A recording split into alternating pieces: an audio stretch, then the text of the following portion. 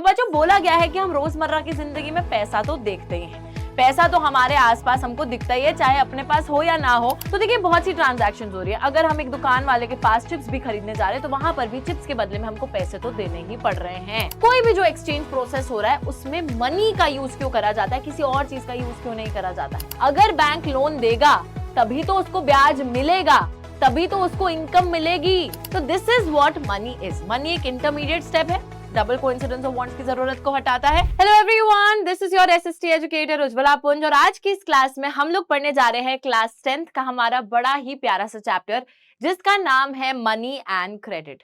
और बच्चों ये जो चैप्टर है बहुत ही ज्यादा आसान है, अगर पूरी क्लास को ध्यान से सुन लिया तो आज ही याद भी हो जाएगा, ये हमारी गारंटी है।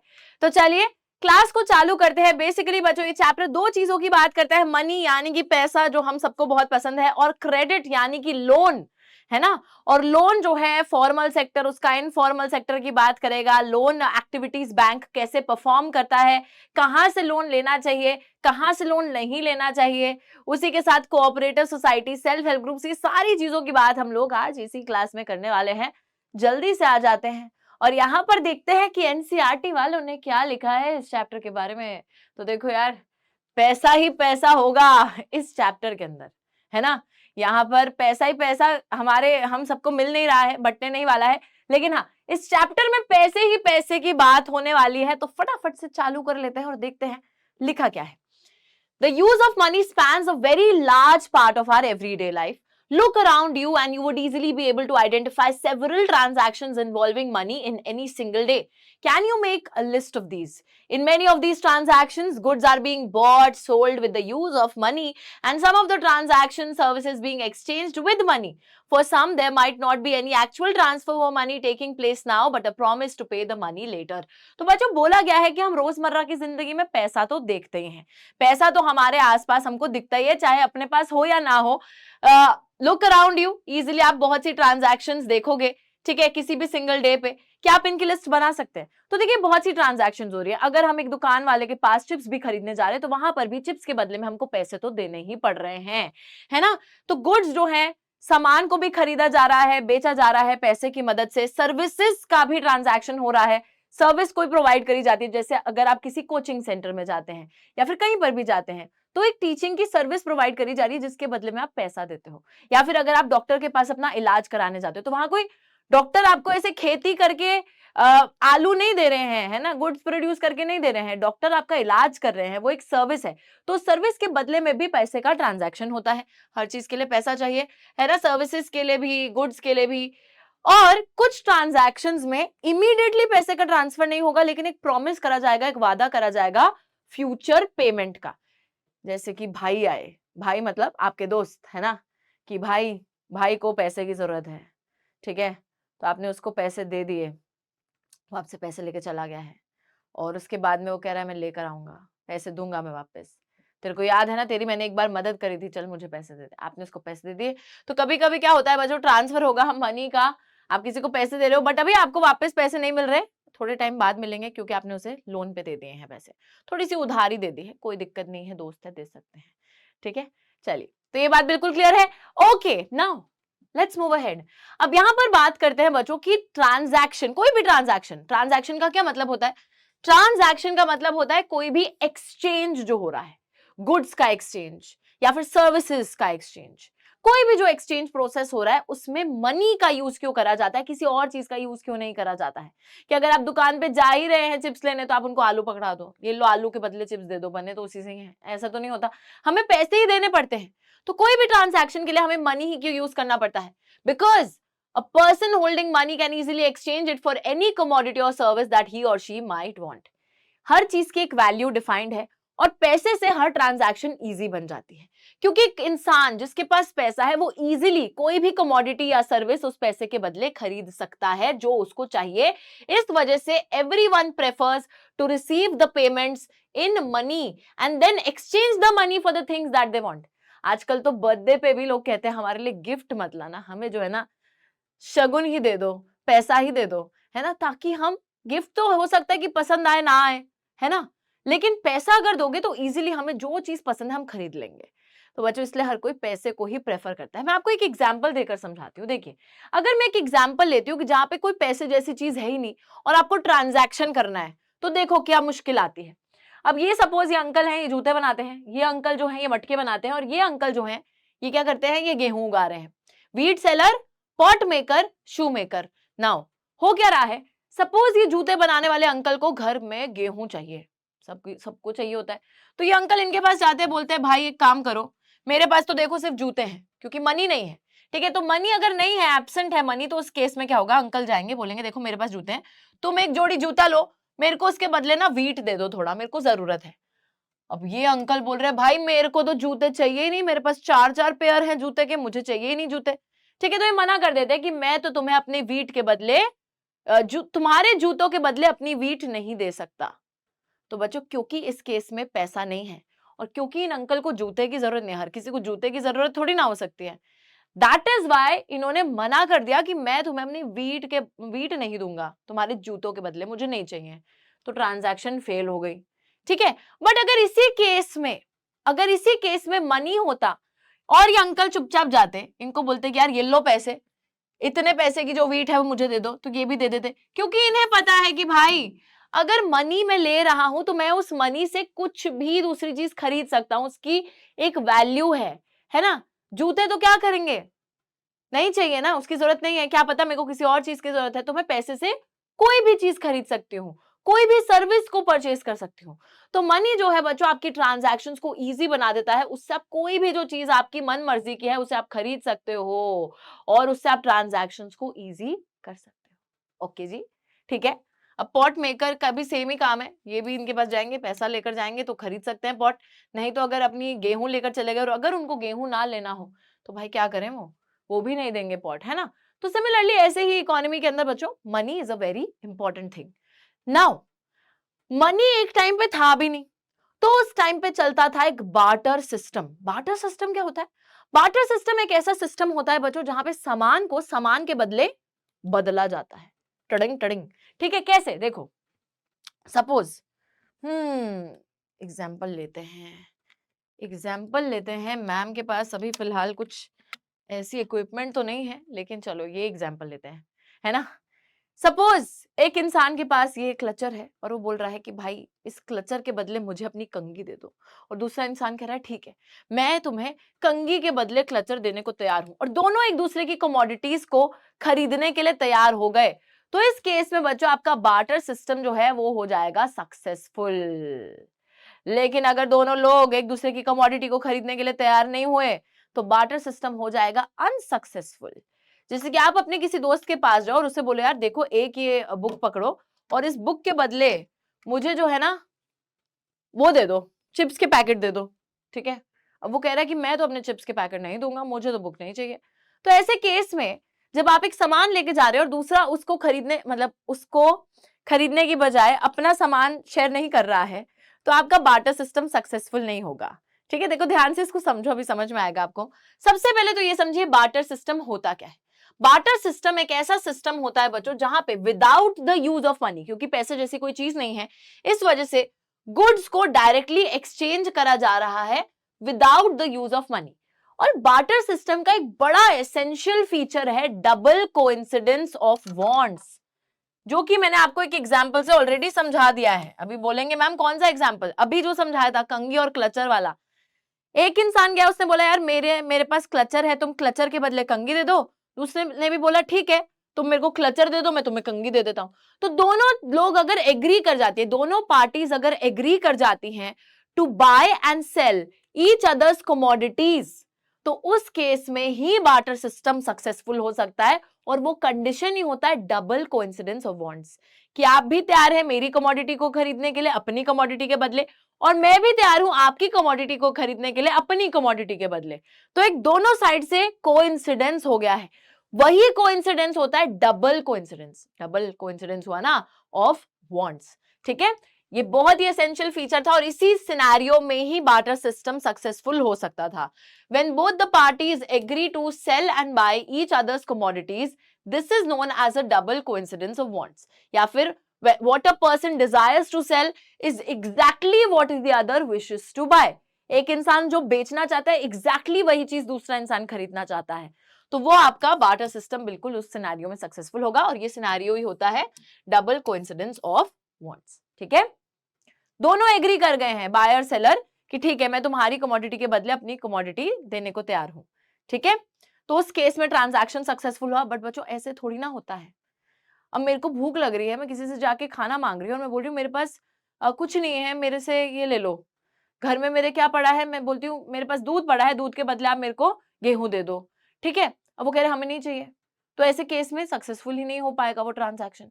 तो बहुत दिक्कतें हैं बार्टर सिस्टम में, बहुत सारी दिक्कतें। एक दिक्कत तो यही है कि डबल कोइंसिडेंस ऑफ वांट्स का ना होना। दूसरी दिक्कत ये भी है कि कभी कभी जो यूनिट ऑफ मेजरमेंट होता है वो भी बहुत गलत है।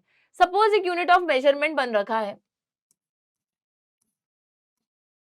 एक हॉर्स के बदले हम बोल रहे हैं कि 2 काऊ मिलती हैं। ठीक है,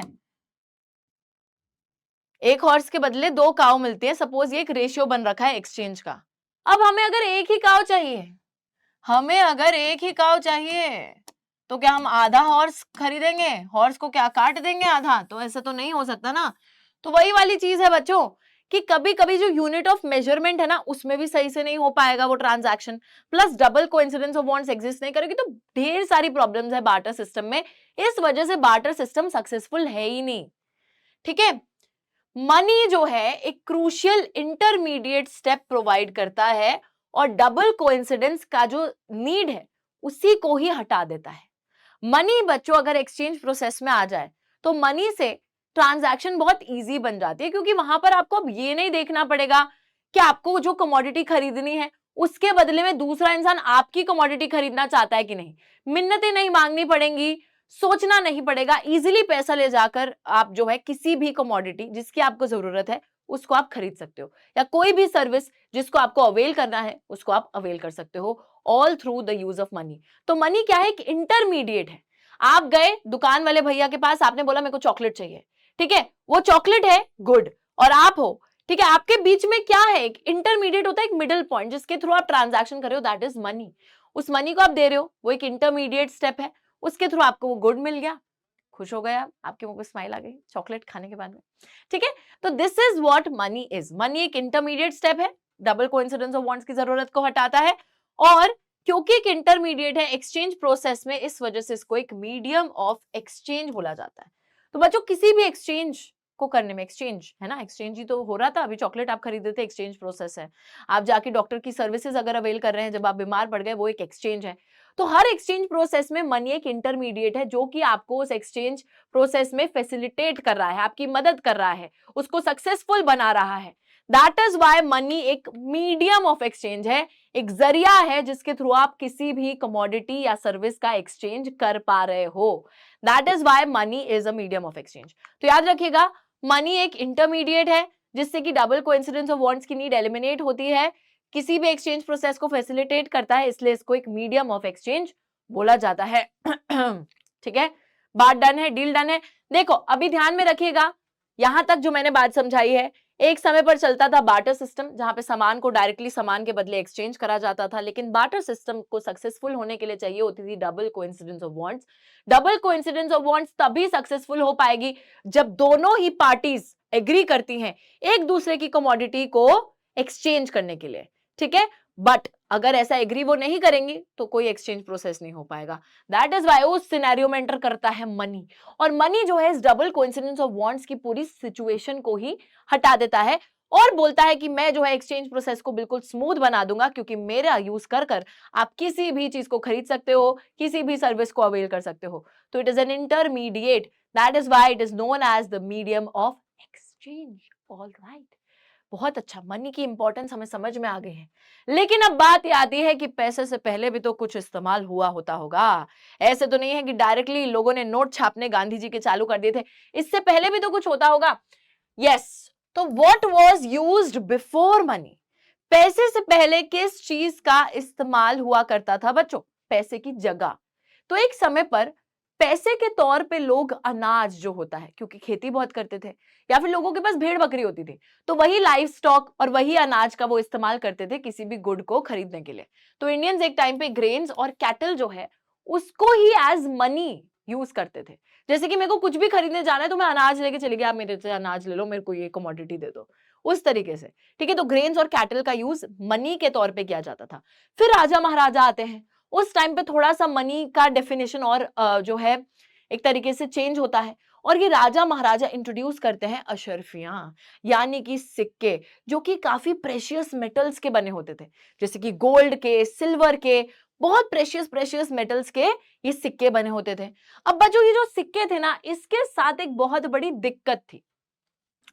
अब सिक्का है, ठीक है, सपोज 10 रुपए का सिक्का है, 10 रुपए उस पर लिखा है, बट सिक्का बना तो गोल्ड का है ना। तो जो मटेरियल जिसका वो सिक्का बना होता था, वो मटेरियल ज्यादा प्रेशियस होता था rather than the value that was written on it। Value जो सिक्के पे लिखी है वो इतनी ज्यादा नहीं है, बट जिस मटेरियल का वो सिक्का बना है वही इतना प्रेशियस है, तो लोग उसको 10 रुपए के लिए क्या उस सोने को ही बेच देंगे, उससे ज्यादा पैसे कमा लेंगे। तो दिक्कत यही होती थी। तो बेसिकली जो वैल्यू उस पर लिखी होती थी, इस वैल्यू को बोला जाता है फिएट वैल्यू, और जिस मटेरियल से वो चीज बनी होती है उसको बोला जाता है उसकी इंट्रिंसिक वैल्यू। होता क्या था, यहां पर जो इंट्रिंसिक वैल्यू होती थी वो ज्यादा होती थी देन द फिएट वैल्यू, जिसकी वजह से इन सिक्कों में एक बहुत बड़ी दिक्कत थी, एंड दैट इज वाई ये भी सक्सेसफुल मेथड नहीं था। उसके बाद बच्चों हमारे आते हैं प्रेजेंट डे पर मॉडर्न फॉर्म्स ऑफ मनी, जो कि हमारे पेपर नोट्स एंड कॉइन्स हैं। ये पेपर नोट्स और कॉइन्स जो हैं ये बहुत ही मिनिमल मटेरियल से बने हैं, जो कि किसी वैल्यू का नहीं है, बट उस पे जो छप रखा है, जो लिख रखा है, उस चीज की वैल्यू ज्यादा है। ऑब्वियस सी बात है ना कि जो नोट है ना, जो नोट है, जरा नोट निकालते हैं। नोट कहाँ पर है? मैम के पास क्या है भी नहीं भाई, मेरे पास भी नहीं है, बट मैं ढूंढती हूँ कहीं पे, क्या पता किसी खजाने से हमको थोड़े से बच्चों हो सकता है कि देखो, ये मैंने सोचा नहीं था कि मैं करूंगी, बट हाँ मैं ढूंढने वाली हूँ, क्योंकि आजकल सारी ट्रांजैक्शंस तो यूपीआई के थ्रू होती हैं, है ना। हमारे पास देखो नोट थोड़े से हैं, और थोड़े से ही हैं एक्चुअली। चलो 500 रुपए का एक ही नोट है, हाँ ज्यादा खुश मत हो। चलो यार एटलीस्ट एक नोट है, ठीक है, बैकअप नोट है ये। अब ये जो नोट है आप देख रहे हो बच्चों, ये जो नोट है क्योंकि इस पे छप रखा है कुछ, है ना, तभी इसकी थोड़ी वैल्यू है, नहीं तो जिस मटेरियल का ये नोट बना है उस मटेरियल की कोई वैल्यू नहीं है, तो इसकी कोई इंट्रिंसिक वैल्यू नहीं है। इस नोट की सिर्फ और सिर्फ फिएट वैल्यू है। इस पे जो छप रखा है गांधी जी है ना, बिल्कुल ऐसे गांधी जी ऐसे स्माइल करते हुए चश्मा पहन के, बिल्कुल, तो उसी की वैल्यू है, बाकी इस मटेरियल की कोई वैल्यू नहीं है। नाउ इस नोट को इधर ही रखते हैं, क्योंकि इससे बहुत अच्छा हुआ कि मेरे को ये मिल गया है बच्चों, नहीं तो आज बड़ी दिक्कत हो जाती। मेरे को आपको एक दो चीजें और बतानी है, ठीक है, वो थोड़ा चैप्टर में बाद में आएंगी। Now modern currency is not made up of precious metals. हमारी जो मॉडर्न करेंसी है, पेपर नोट्स है, कॉइन्स है, किसी प्रेशियस मेटल के नहीं बने, ना ही ये एवरीडे यूज आइटम्स है, ना ही ये कुछ ऐसे आइटम्स है जिसको आप रोजमर्रा की जिंदगी में इस्तेमाल कर सको, जैसे आपका अनाज होता था, कैटल होता था, वैसा भी कुछ नहीं है। तो it is without any use of its own. This sounds too bad, ऐसे बोल दिया कि इस पे बस छप रखा है उसी की वैल्यू है, बाकी कुछ वैल्यू नहीं है इसकी। ऑब्वियसली अगर वो सिर्फ वो पेपर है, उसकी कोई वैल्यू नहीं है, उस पे कुछ छप रखा है, उस छपने की वजह से उसकी वैल्यू है, राइट। उसकी कोई इंट्रिंसिक वैल्यू नहीं है, ना ही कोई एवरीडे यूज आइटम है। बट एक बात बताओ, जब इसका कोई यूज ही नहीं है तो भी इसको इतनी तवज्जो क्यों दी जा रही है, इसको इतनी वैल्यू क्यों दी जा रही है बच्चों हमारे पेपर नोट को? Because why is it accepted as a medium of exchange? Because in India the Reserve Bank of India issues currency notes on behalf of the central government। हमारा जो आरबीआई है बच्चों, जो रिजर्व बैंक ऑफ इंडिया है, उसको ये जिम्मा दिया गया है कि वो हमारी केंद्रीय सरकार के बिहाफ पर इन नोट्स को इशू करे। As per Indian law no other individual or organisation is allowed to issue currency. और हमारे भारतीय कानून के हिसाब से कोई भी और इंडिविजुअल या फिर कोई भी ऑर्गेनाइजेशन इन करेंसी नोट्स को इशू नहीं कर सकती, सिर्फ आरबीआई कर सकता है, क्योंकि आरबीआई ये सब कर रहा है बिकॉज उसको अथॉरिटी दी गई है by the central government, by the केंद्रीय सरकार। केंद्रीय सरकार ने बोला है कि सिर्फ आरबीआई ही करेगा, तो मतलब आरबीआई ही करेगा। सिर्फ आरबीआई के पास अथॉरिटी है कि वो जो है इन करेंसी नोट्स को इशू करेगा। कोई भी इंडिविजुअल इंडिया के अंदर इन करेंसी नोट्स को रिफ्यूज नहीं कर सकता। आप ये नहीं बोल सकते कि आप किसी अंकल के पास गए, आपने बोला अंकल मुझे ना एक पेप्सी पीनी है, ठीक है, आपने पेप्सी के पैसे दिए, वो कह रहे बेटा मैं सिर्फ डॉलर्स एक्सेप्ट करता हूँ, मैं रुपीज एक्सेप्ट नहीं करता। वो ये नहीं बोल सकते, अरे भाई आप इंडिया में रहते हो, इंडिया के अंदर जो करेंसी है रुपीज, आपको वही करेंसी एक्सेप्ट करनी पड़ेगी, आप अमेरिका में नहीं हो, ठीक है, यहाँ कोई डॉलर वॉलर नहीं चलते, ठीक है। तो यहाँ पे बच्चों बात बात वही है कि कोई एक तो रिफ्यूज नहीं कर सकता है पेमेंट जो रुपीज में करी जाएगी, उसको हर किसी को एक्सेप्ट करना पड़ेगा, they can not legally refuse it.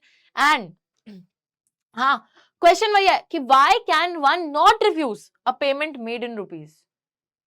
Because it is issued by the Reserve Bank of India on behalf of the central government, ठीक है, इसलिए कोई रिफ्यूज नहीं कर सकता है। It is the only accepted currency, currency वही है हमारे देश की, तो उसको आप एक्सेप्ट करोगे, ठीक है, और आप उसको रिजेक्ट नहीं कर सकते। नेक्स्ट चीज आती है बच्चों एक और तरीका जिसके थ्रू लोग पैसे को होल्ड करते हैं। एक हाँ, एक मेरे जैसे होते हैं जिनके पास होता नहीं है, और कुछ लोगों के पास बहुत सारा पैसा होता है बच्चों, और फिर वो लोग उस पैसे को होल्ड कैसे करते हैं? होल्ड इन द सेंस पकड़ के नहीं, मतलब कैसे अपना पैसा, जिन लोगों के पास बहुत पैसा है कैसे वो संभालते हैं उस पैसे को। तो देखिए, तो यहाँ पर बात आ रही है, people hold money as deposits with the banks, ठीक है, लोग अपने पैसे को होल्ड करके रखते हैं, पैसे को रखते हैं as deposits with the banks. अब यार देखो, ये सब पढ़ने से पहले, ये बुकिश लैंग्वेज को पढ़ने से पहले, let us just understand it. समझ जाएंगे ना तो हर चीज हमें लिखी हुई भी समझ में आ जाएगी। अब देखिए बच्चों, होता क्या है, जो भी इंसान काम करता है, कोई भी काम हो, चाहे चाहे वो एक सैलरी पे जो है काम कर रहा है, या फिर अपना खुद का बिजनेस कर रहा है, कुछ भी कर रहा है, तो उसको जो भी पैसा आएगा, अब हर मोमेंट पे आपको सारे पैसे की तो जरूरत नहीं है। सपोज एक इंसान की सैलरी आ रही है 20,000 रुपए, ठीक है, अब उसको पता है कि यार मेरा ना महीने का खर्चा 10,000 है, और बाकी जो 10,000 एक्स्ट्रा मेरे पास बचता है वो मेरे किसी यूज का नहीं है, मतलब यूज का तो है पर अभी मेरे को उसे यूज नहीं करना, तो मैं उसे सेव करती हूँ या करता हूँ, ठीक है। तो वो इंसान क्या करता है, 10,000 रख लेता है, क्योंकि उसे पता है कि एट गिवन पॉइंट, इस पॉइंट पे मेरे को इससे ज्यादा पैसे की जरूरत नहीं है, और जो बाकी 10,000 है, अब वो उसे जो है अपने घर की तिजोरियों में भी रख सकता है। बट यार देखो, घर में खतरा क्या रहता है, या तो सामान चोरी हो सकता है, या फिर वो पड़ा का उतना ही रहेगा। मतलब अगर आप उस 10,000 को 10 साल के लिए भी रख दोगे, तो वो ऐसे नहीं है कि रातों रात ऐसे मल्टीप्लाई होगा, कोई जादू होगा, तो ये तो नहीं होने वाला। वो जो 10,000 है सालों साल उतने ही रहेंगे। इसलिए बेटर क्या है, क्या है मैम बेटर? बेटर ये है कि आप लोग उस पैसे को, जो एक्स्ट्रा मनी है, जो सरप्लस अमाउंट है, उसको लेकर जाइए बैंक के पास। मैम हम बैंक को क्यों दें वो पैसा, हमारा पैसा है। अरे सुनो तो वो पैसा आपको बैंक के पास लेके जाना है, वहां पर अपने नाम का अकाउंट खुलवाना है। अकाउंट खुलवाने के बाद जो भी वो पैसा है उसको आपको वहां पे डिपॉजिट करवाना है, और उस पैसे पे अब आपको क्या आएगा, उस पैसे पे अब आपको आएगा एक इंटरेस्ट रेट, ठीक है, रेट ऑफ इंटरेस्ट आपको उस पे मिलता रहेगा, कॉन्स्टेंटली मिलता रहेगा, तो which is very very good. Okay, so that's the entire point of this thing, कि आप लोगों के पास एक गिवन पॉइंट पे, क्योंकि आपको कुछ एक्स्ट्रा पैसा, हमेशा पूरा पैसा नहीं चाहिए होता, तो जो भी सरप्लस अमाउंट है अगर आप वो बैंक के पास रखवाएंगे, तो वो पैसा बैंक के पास एक तो सेफ भी रहेगा, ऊपर से वो पैसा वहां बढ़ेगा भी, थोड़ा सा बढ़ेगा भी, क्योंकि बैंक उस पे आपको एक इंटरेस्ट रेट भी देता रहेगा, ब्याज देता रहेगा, उस पे आपको मिलेगा पैसा एक्स्ट्रा। तो फिर फायदा तो यही है ना कि बैंक के पास जाके आप उस पैसे को रखवा दें। प्लस एक और एडेड बेनिफिट यह है कि आप किसी भी दिन जब आपको उस पैसे की जरूरत है, आप जाइए और आप उस पैसे को विड्रॉ कर लीजिए। तो इसलिए बैंक के पास आपका पैसा सेफ भी है, कभी आप उसे निकलवा भी सकते हो, प्लस उस पर इंटरेस्ट भी मिल रहा है। वाओ, मजे ही मजे। तो यहाँ पे बच्चों वही बात है कि at a point of time people अपने डेली एक्सपेंसेस के लिए कुछ ही करेंसी उनको चाहिए होती है, तो जो भी सरप्लस अमाउंट होता है deposit it with the banks by opening a bank account in their name. Bank जो है इस डिपॉजिट को एक्सेप्ट करते हैं, और उन डिपॉजिट्स पे एक रेट ऑफ इंटरेस्ट, जो ब्याज है, वो भी हमारे जो लोग हैं उनको पे करते हैं। उसी के साथ अगर हम आगे चले तो यहाँ पर हम देखते हैं people have the provision to withdraw the money as and when they require. Plus ये प्रोविजन भी है कि आप कभी भी जाकर पैसे को विड्रॉ कर सकते हो जब आपको जरूरत पड़ेगी। सपोज कल को मुझे एक स्कूटी खरीदनी है ना, और मैं कह रही हूँ यार मेरे पास तो सेविंग्स पड़ी है बैंक में, मैं जाके उसको विड्रॉ भी कर सकती हूँ।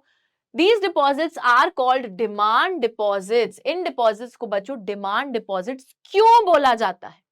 क्यों? क्योंकि आप इनको कभी भी अपनी डिमांड के हिसाब से विड्रॉ कर सकते हो, ठीक है। That is why they are known as demand deposits. Why are demand deposits considered as money? इनको मनी क्यों कंसिडर करा जाता है?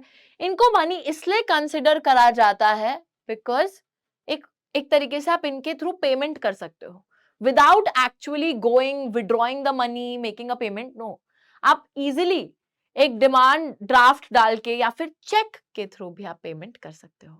तो देखिए बच्चों, चेक पेमेंट कैसे आप कर सकते हैं? Through the deposits you have with the banks. अब जरूरी नहीं है, सपोज हो सकता है कि आपने ना अपने दोस्त से थोड़े टाइम पहले कुछ पैसा लिया था, ठीक है, और अब वक्त आ चला है उस दोस्त को उसका पैसा वापस देने का। पर इसके लिए ये जरूरी नहीं है कि आपको बैंक के पास जाना है, बैंक से पैसे विड्रॉ करने हैं, उस पैसे को घर लाना है, फिर गाड़ी उठानी है, फिर दोस्त के घर जाना है, फिर दोस्त को पैसा पकड़ाना है। नहीं बच्चों, आप इजीली यहाँ पर एक चेक लिख सकते हैं, जहां पर आप अपने दोस्त के अकाउंट का नाम, जितना पैसा आपको उसको देना है वो लिखोगे और उस चेक को आप बैंक में डिपॉजिट करा दोगे। और इजीली क्या होगा, आपके अकाउंट से वो पैसा कट जाएगा और दोस्त के अकाउंट में वो पैसा अपने आप पहुंच जाएगा, जादू हो जाएगा। ठीक है, तो this is what a cheque payment basically is, जो कि आपके डिपॉजिट्स है बैंक के पास, उसी के थ्रू हो जाएगी। देखिए चेक होता क्या है, चेकमेट वाला चेक नहीं बच्चों जो हम उसमें खेलते हैं चेस में। चेक होता है एक paper instructing the bank to pay a specific amount from the person's account to the person in whose name the check has been issued। अब सपोज दो लोग यहां पर हम देखते हैं, एक है राजा और एक है रिया, ठीक है, एक है रिया और एक है राजा, ठीक है। अब रिया ने राजा से थोड़े टाइम पहले एक लोन लिया था। कितने रुपए का लोन लिया था? 10,000 का लोन लिया था। मैम का फेवरेट नंबर लग रहा है 10,000, है ना। चलो तो बच्चों, अब चेक को इशू कैसे करते हैं मैं आपको सिखा देती हूँ। कल को आप बच्चे भी, आपके पता नहीं अकाउंट है बैंक में कि नहीं है, बट हाँ जब आप चेक इशू करोगे तो कैसे इशू करेंगे, तो डेट लिखेंगे एक तो, ठीक है, डेट लिखेंगे, यहाँ पे लिखेंगे कितना पैसा हमको देना है और यहाँ पे नंबर्स में वही सेम पैसा लिखेंगे, ठीक है। देखो यहाँ पे सपोज हमें देना है rupees, oh wow amazing, blue colour लेंगे, 10,000 ओनली, और यहां पर वही चीज 10,000, ठीक है। साइन करोगे अपना, जैसे रिया है यहाँ पे तो रिया अपना साइन करेंगी, ठीक है, रिया का साइन बना देते हैं ऐसा बढ़िया सा। और उसी के साथ पे किसको करना था, रिया को, राजा को, तो राजा का पूरा जो भी नाम है वो लिखेंगी, ठीक है, और डेट लिखेंगी, हर चीज लिखेंगी। और बच्चों इजीली इस चेक के थ्रू क्या होगा, रिया के अकाउंट से 10,000 कट जाएंगे और राजा के अकाउंट में ऑटोमेटिकली वो 10,000 पहुंच जाएंगे। तो चेक के थ्रू आप ऐसे पेमेंट कर सकते हैं, ठीक है। किसी को ब्लैंक चेक मत दे देना कभी, तो फिर क्या होगा, वो इंसान कितना भी अमाउंट लिखकर अपना जो है बढ़िया निकलवा लेगा पैसे को। चलिए ठीक है जी, ओके, अब आगे आते हैं बच्चों। अब जो है हम चैप्टर के दूसरे फेज पे बढ़ने वाले हैं। दूसरा फेज यानी कि loan activities of the bank. It's very very interesting, बहुत मजा आएगा। मेरे हिसाब से चैप्टर का सबसे इंटरेस्टिंग पार्ट ही ये है, यहां से शुरू होता है। देखिए अभी तक बच्चों हम लोगों ने मनी के बारे में पढ़ा, सिर्फ मनी के बारे में पढ़ा है। हमने देखा कि मनी की जरूरत क्यों है, क्योंकि मनी से पहले चीजें काफी खराब थी। लोग कुछ भी इस्तेमाल कर रहे थे मनी की जगह पर, या तो एक टाइम पे बार्टर सिस्टम चल रहा था जिसमें इतनी दिक्कतें थी, डबल कोइंसिडेंस ऑफ वांट्स की, यूनिट ऑफ मेजरमेंट की। उसके बाद हम देखते हैं पैसा आता भी है तो ग्रेन्स कैटल का लोग यूज कर रहे हैं, लोग उसके बाद अशरफियों का यूज कर रहे हैं जिसमें एक अलग ही प्रॉब्लम है। पर फिर मनी का यूसेज आ जाता है और मनी हमारा एक बहुत ही प्यारा सा मीडियम ऑफ एक्सचेंज है। हम रुपीज को क्यों एक्सेप्ट करते हैं, बिकॉज आरबीआई इसको इशू करता है on behalf of the central government, इसलिए हम इसको एक्सेप्ट करते हैं as the medium of exchange. And उसी के साथ बच्चों हमने देखा कि कोई भी इंडिविजुअल या ऑर्गेनाइजेशन उसको इशू नहीं कर सकते, प्लस कोई भी उसको रिफ्यूज नहीं कर सकता है उसकी पेमेंट को इंडिया में रहते हुए, ठीक है। तो ये सारी चीजें हमने पढ़ी। उसके बाद हमने देखा कि कैसे डिमांड डिपॉजिट्स क्या होते हैं, चेक पेमेंट हम कैसे कर सकते हैं, सारी बातें हमने समझ ली हैं। अब बात आती है लोन एक्टिविटीज की, लेकिन उससे पहले जरा थोड़ा सा रीड करते हैं। Let us take the story of banks further. अब जरा बैंक की बात करते हैं, है ना। बैंक में आपने डिपॉजिट कराया, ओहो बल्ले बल्ले, लेकिन बच्चों उसी के साथ बहुत से ऐसे लोग होते हैं जिनके पास सरप्लस मनी नहीं होता और जिनको पैसे की जरूरत होती है, और वो लोग बैंक के पास जाते हैं, बैंक को बोलते हैं हमें लोन दे दीजिए। अब जब कोई भी इंसान बैंक के पास लोन लेने जाएगा तो बैंक उसको ऐसे ही लोन नहीं दे देगा, कुछ टर्म्स एंड कंडीशंस भी आपको पूरी करनी होंगी, उसके बाद आपको लोन मिलेगा। प्लस जब आपको लोन मिलेगा तो उस लोन पे आपसे एक ब्याज चार्ज किया जाएगा, यानी कि एक रेट ऑफ इंटरेस्ट आपको बैंक को पे भी करना पड़ेगा अलोंग विद द अमाउंट जिसका आपने लोन लिया है। आपने अभी देखा कि डिपॉजिटर जो बैंक के पास पैसा जमा करा रहे हैं उसको बैंक खुद से इंटरेस्ट दे रही है, बट जो इंसान बैंक से पैसे मांग रहा है लोन पे, उससे बैंक इंटरेस्ट ले रही है। ठीक है, तो यही सारी लोन एक्टिविटी को अभी मैं समझाऊंगी, बट उससे पहले let us understand what is written. Let us take the story of banks further. What do the banks do with the deposits which they accept from the public? There is an interesting mechanism that works here. Banks keep a small proportion of their deposits as cash with themselves. In India, this is about 15% of their deposits, kept as a provision to pay depositors who might come to withdraw money from the bank on any given day. Since on any particular day, only some of its many depositors come to withdraw cash, bank is able to manage with this cash, and banks use the major portion of the deposits to extend the loans. समझी गई गोपी बहू? नहीं, देखो ध्यान से मेरी बात को सुनिएगा बच्चों। बैंक क्या करता है, बैंक ऐसे मजे में खेल नहीं रहा है आपके साथ कि ये नहीं कि आप जा रहे हो और बैंक के पास कहीं से पैसा बरस रहा है कि वो अपने डिपॉजिटर्स को आओ ये लो इंटरेस्ट, ये लो, ऐसा नहीं है। ठीक है बच्चों, तो बैंक जो है आपके डिपॉजिट्स को एक्सेप्ट करके आपको इंटरेस्ट क्यों दे रहे हैं पता है? ताकि वो चाहते हैं कि ज्यादा से ज्यादा लोग उनके पास आकर डिपॉजिट करें अपना पैसा। क्यों करें? उससे बैंक के पास बहुत सारा पैसा आएगा। ठीक है, और उस पैसे को बैंक यूज कर सकते हैं लोगों को लोन प्रोवाइड करने में। तो मैम बैंक समाज सेवा करना चाहते हैं क्या? नहीं बच्चों, बैंक लोगों को लोन इसलिए प्रोवाइड करना चाहते हैं क्योंकि that is the main source of income of the bank. अगर बैंक लोन देगा तभी तो उसको ब्याज मिलेगा, तभी तो उसको इनकम मिलेगी। दैट इज वाई ये पूरा मैकेनिज्म है। डिपॉजिट्स को एक्सेप्ट क्यों करा जा रहा है, उस पर इंटरेस्ट क्यों दिया जा रहा है? लोन देने के लिए। तो बैंक के पास जितना भी पैसा डिपॉजिटर्स डिपॉजिट करके जाते हैं उसमें से सिर्फ 15% ऑफ द डिपॉजिट्स बैंक अपने पास रखता है। ठीक है, क्योंकि बैंक को पता है कि यार किसी भी दिन कोई डिपॉजिटर आ सकता है अपना पैसा विड्रॉ कराने, तो उसके लिए एक छोटा प्रोपोर्शन रख लेता है, क्योंकि उसको पता है कि ऐसा नहीं होगा कि एक ही दिन सारे डिपॉजिटर आके अपना पैसा निकलवा के चले जाएंगे, तभी सिर्फ 15% रखता है। और जो बाकी परसेंटेज ऑफ मनी है उसका बैंक इस्तेमाल करता है अपने जो लोग हैं और जो बोरोवर्स हैं उनको लोन देने में, क्योंकि उसी से ही तो कमाई होगी बैंक को। तो समझिए, डिपॉजिटर जो है वो बैंक के पास जाकर अपना पैसा डिपॉजिट करा रहा है और उसके मनी को, ये मनी अपना डिपॉजिट करा रहे हैं और उसके बदले में इनको एक इंटरेस्ट रेट भी पे कर रहा है bank, which is a little low. और वहीं पर जो बोरोवर है जिसको पैसे की जरूरत है उसको बैंक मनी जो है वो खुद दे रहा है, और इस मनी के बदले बैंक उससे एक इंटरेस्ट रेट चार्ज कर रहा है जो कि हाई है। और अभी मेरे को ये चीज नहीं रियलाइज हुई कि मैंने ये सब जो है ब्लू कलर में लिख दिया है, वो भी ब्लू भी नहीं, बिल्कुल वो ब्लू जो बिल्कुल इस बैकग्राउंड से मैच करता हुआ कलर है। ओहो हो। तो बच्चों देखो, अब ना जरा एग्जाम्पल के थ्रू ही समझते हैं। सपोज एक डिपॉजिटर ने जाके 10,000 रुपए जमा कराए बैंक के पास में। ठीक है, बैंक ने उसे एक इंटरेस्ट रेट दिया है उस डिपॉजिट पे, सपोज 5% का इंटरेस्ट रेट उसको दिया है। 10,000 भी नहीं, 1,000 रुपए का एग्जाम्पल लेते, छोटा सा एग्जाम्पल लेते ताकि मैथ्स हमें करने में आसान रहे। ठीक है, 5% इंटरेस्ट रेट उसको दिया है। वहीं पर सपोज बोरोवर ने बैंक से 10,000 रुपए का लोन लिया है। ओ 1,000 रुपए, सॉरी भूल जाती हूँ, 10,000 मेरे मन में बस गया है। और यहाँ पर इस बोरोवर को ये 1,000 रुपए तो लौटाने ही है, लेकिन उसी के साथ एक इंटरेस्ट रेट, एक ब्याज पे भी करना है, एक्स्ट्रा अमाउंट जो है। और वो इंटरेस्ट रेट बच्चों हमेशा इस इंटरेस्ट रेट से ज्यादा होगा।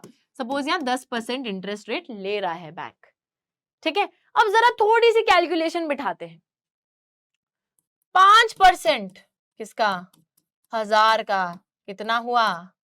50 रुपए। ठीक है, 50 रुपए एक्स्ट्रा यहाँ पे बैंक दे रहा है हमारे डिपॉजिटर को, लेकिन वहीं पे 100 रुपए बैंक बोरोवर से ले रहा है इसी 1,000 रुपए पे। समझ में आई बैंक की मैथ्स? ये गर्ल मैथ या बॉय मैथ नहीं है, ये बैंक मैथ है। बैंक मैथ को समझिए बच्चों। बैंक मैथ में हो क्या रहा है कि बैंक्स को जहां से पैसा मिलना है, जहां से इंटरेस्ट मिलना है, वहां पर बैंक ज्यादा इंटरेस्ट चार्ज कर रहा है। यहाँ पे बैंक ने 10% का इंटरेस्ट चार्ज करा। दैट मीन्स कि बैंक को जो पैसा मिलेगा वो कितना होगा? 1,000 प्लस 100 रुपए। 1,000 प्लस 100 रुपए हो गए 1,100, है ना। और बैंक ने अपनी जेब से जो डिपॉजिटर को दिया वो कितना है? सिर्फ 50 रुपए दिया इस इंटरेस्ट रेट को मिलाकर भी। तो जेब से बैंक ने दिया 1,050 रुपए। ठीक है, अब बच कितना गया? 50 रुपए ही तो बचा, बहुत छोटा सा हमने एग्जाम्पल लिया है। तो तो ये जो 50 रुपए बचे हैं बच्चों, ये है बैंक का पैसा जो बैंक कमाएगा। अब ऑब्वियसली ये मैंने इत्तू सा एग्जांपल लिया, इत्तू सा। बैंक इस तरीके से कितने बड़े बड़े ट्रांजैक्शंस को अंजाम देता है और किस तरीके से पैसा अर्न करता होगा, आप खुद सोच भी नहीं सकते हैं। तो बच्चों याद रखिएगा, this is how the banks earn money. या फिर हम इसको एक और तरीके से बोल सकते हैं, लोग ना बहुत बारी कंफ्यूज हो जाते हैं। याद रखिएगा, banks accept deposit from the depositors, pay them an interest rate, bank provide loans to the borrowers and charge an interest rate from the borrowers. The interest rate charged from the borrowers is higher than the interest rate that is paid to the depositors. The difference between the two is the main source of income of the bank. इसके और इसके बीच में जो अंतर है, जो difference है, वही तो बैंक का मेन सोर्स ऑफ इनकम है। उसी के थ्रू ही तो बैंक कमा रहा है। ये 10% interest rate minus this 5% interest rate है ना, वही तो डिफरेंस बैंक की कमाई है। समझिए बच्चों मैथ्स को। तो यहाँ पे वही चीज लिखी है, बैंक बैंक क्या बोल रहा है, जैसे आप बैंक के पास जा रहे हो, ए पैसा लाया कि नहीं लाया, हाँ जल्दी से पैसा डलवाओ। तो यहाँ पर उसके बाद देखिए बच्चों, अब बैंक्स की वही बात है, difference between what is charged. तो अगर ये क्वेश्चन पूछ लिया गया कि भाई बैंक का मेन सोर्स ऑफ इनकम क्या है, बैंक को कहां से कमाई हो रही है, कहां से बैंक पैसा लाके दे रहा है, तो याद रखिएगा आपको लिखना क्या है, difference between what is charged from the borrowers and what is paid to the depositor. जो बोरोअर से चार्ज करा जा रहा है माइनस जो डिपॉजिटर को पे करा जा रहा है, फिर जो मनी बच गया वो बैंक का मेन सोर्स ऑफ इनकम है। ठीक है, बात बिल्कुल क्लियर है ना? हाँ जी। तो ये है बच्चों loan activity of the bank, इसके अलावा कुछ नहीं है। It is that easy. ठीक है, अब देखो यहां ना मैंने कुछ क्वेश्चंस लिखे हैं जो कि इस पर्टिकुलर टॉपिक पे बन सकते हैं। एक क्वेश्चन आपके लिए होमवर्क रहेगा, वो उसका आंसर आप लोग मुझे कमेंट्स में दोगे, लेकिन बाकी दो का मैं जवाब देती हूँ। देखो कौन सा है, how do banks mediate between those who have surplus money and those who need money. Banks उनके बीच में बैलेंस या मीडिएट कैसे करता है, एक तो वो लोग जिनके पास ज्यादा पैसा है, मतलब डिपॉजिटर्स। सरप्लस मनी वाले लोग कौन है, दीज आर द डिपॉजिटर्स। और जरूरत किसको है, नीड मनी वाले लोग कौन से हैं, नीड मनी वाले लोग हैं हमारे बोरोअर्स। बोरोअर्स और डिपॉजिटर्स के बीच में बैंक मीडिएट कैसे करता है, so it's a very simple way, that is through providing the loan. Interest rate उनसे ज्यादा चार्ज करना, इनको कम इंटरेस्ट रेट देना, डिफरेंस बैंक का मेन सोर्स ऑफ इनकम, यही सारी कहानी है।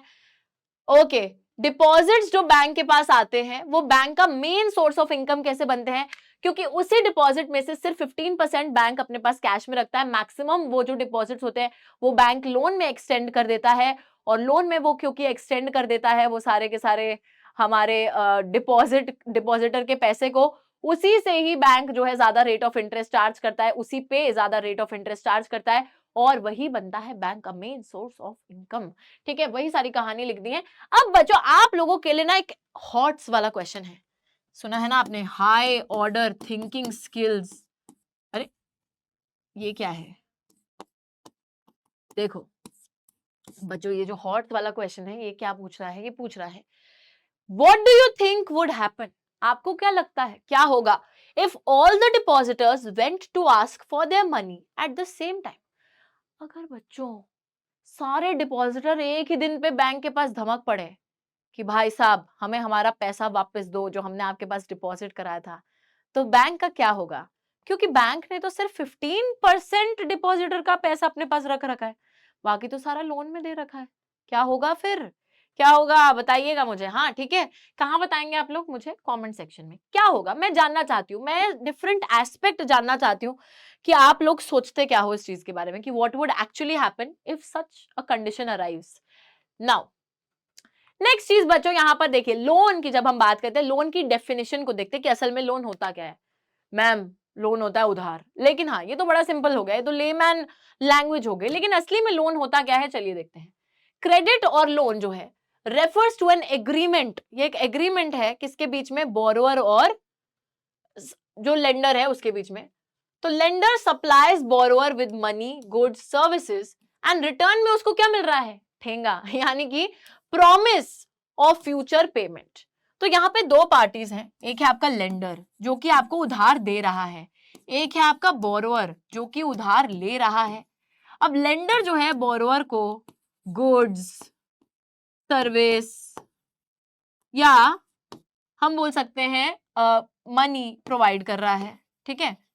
और उसके बदले में बोरोअर उसको क्या दे रहा है, बोरोअर उसको दे रहा है एक promise, promise of future payment, कि भाई अभी तो मैंने तुमसे ये चीज ले ली है पर मैं तुम्हें इसके पैसे फ्यूचर में दे दूंगा, टेंशन मत लो, ठीक है। तो यही एग्रीमेंट है बच्चों, एक लोन, जहां पर इमीडिएटली आपको पैसा नहीं मिल रहा है, वादा करा जा रहा है कि हाँ आगे चल के पैसा चुका दिया जाएगा, दैट इज अ क्रेडिट और लोन।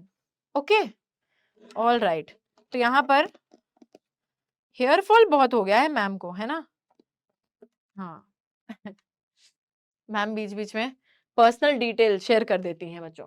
चलिए, आई होप बात बिल्कुल क्लियर है, यहां तक तो बात बिल्कुल क्लियर है, लोन एक्टिविटी हमने बिल्कुल अच्छे से समझ लिया है। Now let's move on and let's talk about Salim and Swapna. Ma'am ये कौन है बच्चों, अभी आपको इन लोगों के बारे में पता चलेगा कि ये लोग कौन है, ठीक है। Now we are talking about two different credit situations. अब आप लोगों को अभी तक लग रहा होगा वाओ क्रेडिट लेना कितनी अच्छी चीज है, मजा ही आ जाता है ना, लोन लो बढ़िया, बट यार वापस भी तो करना है, वो भी ब्याज समेत। तो टू डिफरेंट क्रेडिट सिचुएशंस की हम लोग बात करने वाले हैं कि क्रेडिट लेने से यानी कि लोन लेने से क्या हमेशा फायदा होता है या क्या नुकसान भी हो सकता है। तो ये ना हम दो एग्जाम्पल्स के थ्रू देखेंगे, सलीम और स्वप्ना के एग्जाम्पल से। इन दोनों ने ही लोन लिया है, लेकिन लोन लेने के बाद क्या इनको फायदा हुआ, क्या इनको नुकसान हुआ, होता क्या है, चलो देखते हैं। सबसे पहले लेट्स टॉक अबाउट सलीम। तो this is the festival season, पढ़ते हैं समझाऊंगी। It is festival season 2 months from now and the shoe manufacturer Salim has received an order from a large trader in town for 3,000 pair of shoes to be delivered in a month's time. To complete the production on time, Salim has to hire a few more workers for stitching, pasting work. He has to purchase raw material, and in order to meet these expenses, Salim obtains loans from two sources. यहां तक जरा समझते हैं बच्चों, त्योहार का season आने वाला है और त्योहार का सीजन आ रहा है और हमारे एक जूते बनाने वाले हैं सलीम, शू मैन्युफैक्चरर हैं, उनको एक बहुत बड़ा ऑर्डर मिलता है एक ट्रेडर से, ठीक है। एक ट्रेडर उनको एक ऑर्डर देके जाते हैं 3,000 जूते बनाने का, वो भी एक महीने में। और अगर सलीम को एक महीने में वो 3,000 जूतों का ऑर्डर कंप्लीट करना है तो उसके लिए उन्हें कुछ वर्कर्स को भी हायर करना पड़ेगा स्टिचिंग पेस्टिंग के काम के लिए, साथ ही में बहुत सारा रॉ मटेरियल जो 3,000 जूतों को बनाने के लिए चाहिए वो रॉ मटेरियल भी परचेज करना पड़ेगा। बट सलीम के पास अभी उतना पैसा नहीं है कि वो इन सब चीजों पे खर्च सके, तो सलीम क्या करते हैं, वो लोन लेते हैं। और लोन लेते हैं वो दो जगहों से। सबसे पहले एक वो गुड्स का लोन लेते हैं, एक पैसे का लोन लेते हैं। देखिए, फर्स्ट ही asks the lender supplier to supply leather now and promises to pay him later. सबसे पहले ना वो लेदर सप्लायर, जो लेदर जहां से खरीदते हैं, उनको बोलते हैं कि आप ना एक काम करो, मुझे आप लेदर अभी भिजवा दो। तो उन्होंने सामान मंगवा लिया है और बोल रहे हैं कि वही प्रॉमिस कर रहे हैं फ्यूचर पेमेंट का, कि मैं आपको पेमेंट बाद में कर दूंगा, एक बारी मेरा ऑर्डर कंप्लीट हो जाए मैं आपको पेमेंट कर दूंगा, मेरे को जैसी पैसा आएगा I will give it to you. अब लेदर सप्लायर को वो पहले से जानते होंगे, फ्रेंडली रिलेशंस हैं, तो लेदर सप्लायर भी उनको लेदर भेज देते हैं। सेकेंडली वो एक कैश का लोन लेते हैं फ्रॉम द ट्रेडर ओनली। वो उनको बोलते हैं कि आप ना मेरे को एडवांस पेमेंट कर दो 1,000 पेयर की, और मैं आपको जो है पूरा ऑर्डर मैं वादा कर रहा हूं कि एंड ऑफ द मंथ मैं आपको प्रोवाइड कर दूंगा। दो जगह से लोन लिया, सबसे पहले लेदर सप्लायर से लेदर मंगा लिया तो वो एक गुड्स का लोन हो गया। उसके बाद उन्होंने वही जिन्होंने उनको ऑर्डर दिया था ट्रेडर ने, उन्हीं से ही मांग लिया कि आप ना 1,000 पेयर का पेमेंट मेरे को अभी दे दो, बाकी 2,000 पेयर की बाद में कर देना, जैसे और मैं आपको वादा दे रहा हूं कि मैं आपका ऑर्डर टाइमली कंप्लीट करके आपको दे दूंगा। तो वो पेमेंट भी ले लिया एडवांस और सामान भी मंगा लिया थोड़ा। अब ये सब लोन लेने के बाद बच्चों एंड ऑफ द मंथ तक सलीम जो है बिल्कुल अपनी बात पे अड़े रहते हैं और हम देखते हैं सलीम जो है ऑर्डर डिलीवर करते हैं, एक अच्छा प्रॉफिट भी कमाते हैं, एंड जो पैसा उन्होंने बोरो करा भी होता है वो उसको रीपे भी कर देते हैं। Wow, very nice. तो सलीम के लिए तो बल्ले बल्ले हो गई है, फेस्टिव सीजन और फेस्टिव बन गया है, क्योंकि उन्होंने लोन लेकर ऑर्डर को कंप्लीट करा, फिर उनको पूरा जब पैसा आया तो उन्होंने चुका भी दिया जहां जहां से पैसा लिया था, सामान लिया था वो वाला पैसा, और उसके बावजूद उनको एक अच्छा खासा प्रॉफिट भी मिला है। तो सलीम ने तो क्रेडिट का पूरा फायदा उठाया, प्रॉफिट भी अर्न करा, बढ़िया हो गया है। लेकिन वहीं पे जो स्वप्ना है, उनका सपना जो है टूट चुका है। क्यों? चलिए देखते हैं। स्वप्ना एक स्मॉल फार्मर है, शक्ल से ही थोड़ी सी दुखी लग रही है। क्यों? देखो उसके पीछे रीजन है। एक स्मॉल फार्मर है, मतलब इनके पास एक छोटी सी जमीन है जहां पर एक ग्राउंडनट ग्रो करती हैं, मूंगफली उगाती हैं। 3 एकड़ की जमीन पे, 3 एकड़ की जमीन है, वहां पे मूंगफली उगाती हैं। अब ये लोन लेती हैं मनी लेंडर से to meet the expenses of cultivation, hoping that her harvest would help repay the loan. अब बच्चों इन्होंने भी क्या करा, अब क्योंकि गांव में रहती हैं तो बैंक वगैरह से लोन लेना ना वहां पे थोड़ा आसान नहीं रहता। क्योंकि बैंक से अगर आपको लोन लेना है तो अभी आपको आगे पता चलेगा कि बैंक से लोन लेने के लिए आपको कुछ गिरवी रखना पड़ता है, डॉक्यूमेंट्स वगैरह भरने पड़ते हैं। तो वो सारी चीजें गरीब लोगों के पास कहाँ है। तो इसलिए इनको मजबूरन इनफॉर्मल सोर्सेज से, यानी कि जो मनी लेंडर है या ट्रेडर है, उन्हीं से लोन लेना पड़ता है। और स्वप्ना ने भी वही करा। तो क्योंकि स्वप्ना के पास उतना पैसा नहीं था खेती करने के लिए, उन्होंने मनी लेंडर जो होते हैं, जो काम ही यही करते हैं पैसे देने का उधार, वहां से लोन लिया उनसे। और उन्होंने यही उम्मीद रखी थी कि जब मेरी कल्टीवेशन कंप्लीट होगी तो मैं अपनी फसल को बेचूंगी, उससे मेरे को पैसा आएगा, मैं इजीली लोन भी चुका दूंगी और प्रॉफिट भी कमा लूंगी। ठीक है, बट होता क्या है, बहुत बुरा होता है। Midway through the season, season के बीच में ही, हर crop is hit by the pests and the crop fails. उनको एक क्रॉप फेलियर का सामना करना पड़ता है, यानी कि उनकी फसल जो है वो बिल्कुल खराब हो जाती है पेस्ट अटैक की वजह से। दो Swapna sprays her crops with expensive pesticides, it makes a very little difference. She is unable to repay the money lender and the debt grows over the year into a large amount. Next year, Swapna takes a fresh loan for cultivation. It is a normal crop this year, but the earnings are not enough to cover the old loan. She is caught in debt. She has to sell a part of the land to pay off the debt. तो देखिए बच्चों, स्वप्ना की ये नाराजगी या फिर ये उदासी के पीछे रीजन यही था कि उनके क्रॉप पे पेस्ट अटैक हो जाता है और उनकी पूरी फसल खराब हो जाती है। अब फसल ही जब खराब हो गई है तो फसल को बेचकर पैसा कहाँ से आएगा, और क्योंकि अब पैसा ही नहीं आएगा तो लोन को रीपे वो कैसे करेंगी। तो she is unable to repay the loan. ठीक है, वो अपने लोन को रीपे ही नहीं कर पाती हैं। अब क्या होता है बच्चों, वो क्या करती हैं, उनका जो डेट है, जो उन पे कर्जा चढ़ रखा है, वो बढ़ता जाता है, क्योंकि उस पैसे पे ब्याज भी ले रहे हैं वो मनी लेंडर। तो वो कर्जा जो है वो बढ़ता चला जा रहा है, बढ़ता चला जा रहा है। अब अगले सीजन में स्वप्ना फिर से लोन लेती है, एक और लोन, एक पहले से लोन चल रहा है, एक नया लोन भी ले लिया। नया लोन लेकर एक नया नॉर्मल क्रॉप उगा रही है जिसपे खतरा थोड़ा कम है। पर इस बारी चलो ठीक है, इस बारी कुछ ऐसा बुरा नहीं हुआ, बट जो भी वो बेचकर पैसा कमाती है वो पैसा बहुत कम है, जिससे कि वो अपना कर्जा ही नहीं उतार पा रही जो उनके सिर पे अब आ गया है।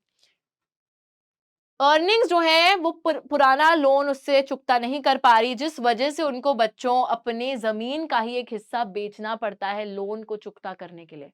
तो ये ना एक और वर्स्ट कंडीशन में आ गई, पहले से भी वर्स ऑफ हो गई हैं।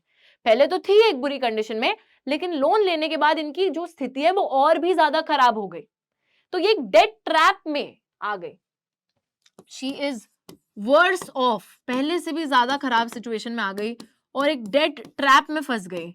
डेट ट्रैप समझते हो, कर्जे के एक चंगुल में फंस गई हैं, जिससे रिकवरी काफी ज्यादा पेनफुल है, बिकॉज ये कर्जा लेती चली जा रही है, पुराना चुका नहीं पा रही, कर्जा बढ़ता चला जा रहा है। तो she is caught in a debt trap, जिसकी वजह से इनको अपना एक एसेट यानी कि जमीन का टुकड़ा तक बेचना पड़ा।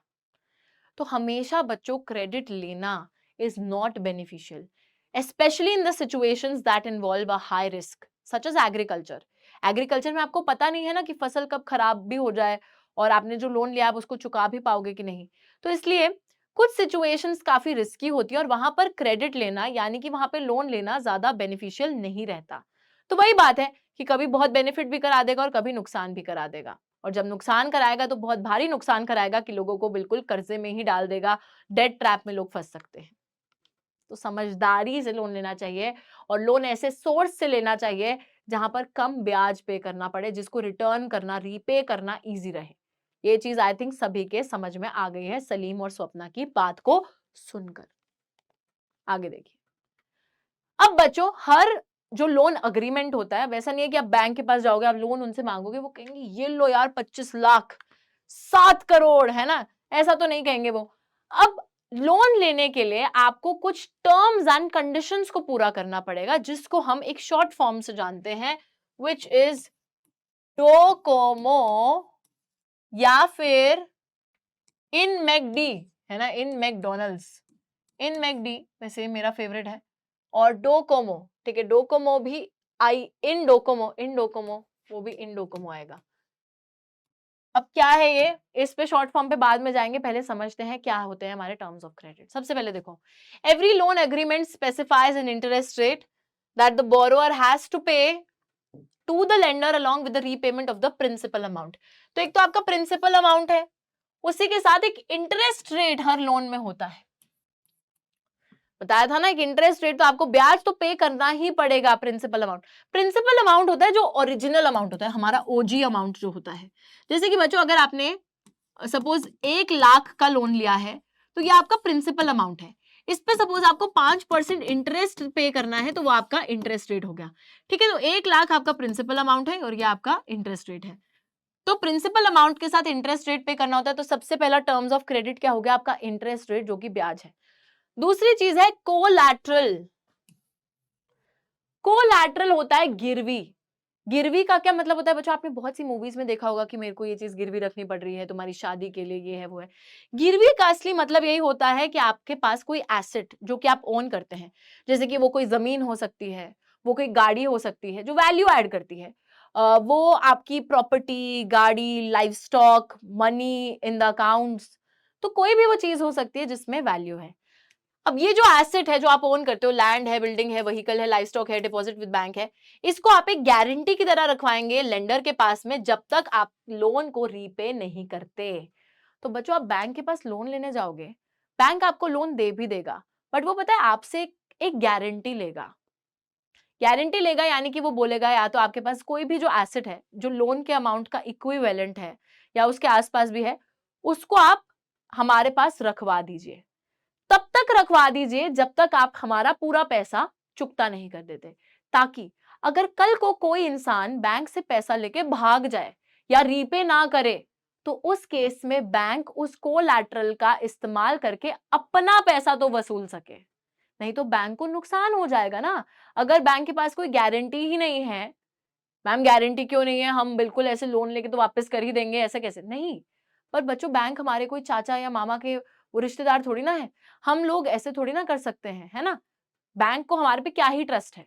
तो इस वजह से कोई भी एक चीज जो कि वैल्यू एडेड चीज हो, जो एक एसेट हो, वो बैंक अपने पास रखवाएगा till the time you have not repaid the loan fully. Okay, तो कोलैटरल कोई भी वो चीज है। कोलैटरल पे ना सेपरेटली क्वेश्चन आता है, तो ये सेकंड टर्म्स ऑफ क्रेडिट है। उसी के साथ इंटरेस्ट रेट, कोलैटरल की बात करी, साथ ही में डॉक्यूमेंटेशन करवाएगा, प्रॉपर डॉक्यूमेंट्स भरवाएगा आपसे, एंड उसी के साथ मोड ऑफ रीपेमेंट, यानी कि कितनी इंस्टॉलमेंट में कैसे पे करा जाएगा, किस तरीके से पे करा जाएगा, कितना अमाउंट पे करा जाएगा। तो ये जो 4 चीजें हैं ये मिलकर बनती हैं आपके टर्म्स ऑफ क्रेडिट, यानी कि वो टर्म्स एंड कंडीशंस जो कि रिक्वायर्ड होती है किसी भी लोन को अवेल करने के लिए। तो ये शॉर्ट फॉर्म से आप लर्न कर सकते हो। इन मतलब इंटरेस्ट रेट, डोकोमो मतलब documentation, collateral, mode of repayment, या फिर इन मैकडी से भी interest rate, mode of repayment, collateral, documentation.